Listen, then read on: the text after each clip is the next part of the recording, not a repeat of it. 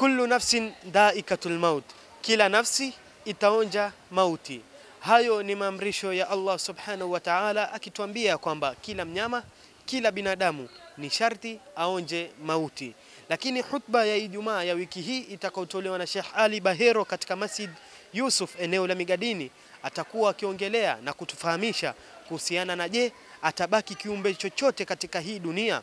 Lakini kabla ya yote, kabla ya kufika Ijumaa na kupata khutba hiyo, wacha tupate maoni ya wakazi wa Mombasa kuhusu ufahamu wao ya je, atabakia kiumbe yoyote katika hii dunia milele. Kwenye Qur'ani, kwenye vitabu vya zamani, sheria ya Mwenyezi Mungu, mbingu na ardhi zitatoka na chochote, milima, kila kitu itabaki tu sheria, lakini hakutabaki mtu yoyote. Siku parapanda ikipigwa ndio siku ya mwisho, hiyo guruguma, na hakika waliokufa watafufuka, walio hai watakwenda mbio, walio na uchungu watazaa. Wakati huo ni wakati hakika Rabbul nafsi. Na kufuata mawaidha Sheikh Bahero kuhusu kitu gani kitabaki siku ya kiyama, naamini atabaki Mwenyezi Mungu peke yake, hakuna kiumbe kitabaki katika hii ulimwengu. Atabaki yoyote. Hii kauli ambayo kwa Mwenyezi Mungu ashasema ndani ya Qur'ani kuwa hakuna kitakachobaki isipokuwa yeye Mwenyezi Mungu peke yake.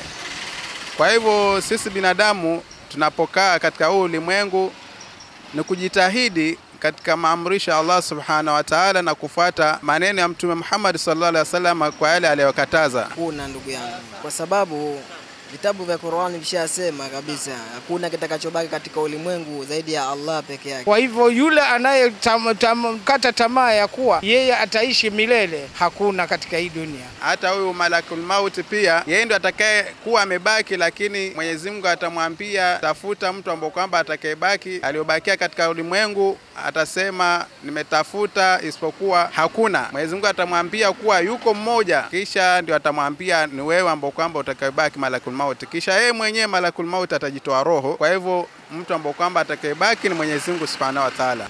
Ni fikra, maoni ya baadhi ya wakazi wa jiji hili la Mombasa wakitupa ufahamu wao ya je, atabaki kiumbe chochote katika dunia hii milele, ambayo ni khutba ya Ijumaa itakayotolewa na Sheikh Ali Bahero katika Masjid Yusuf eneo la Migadini.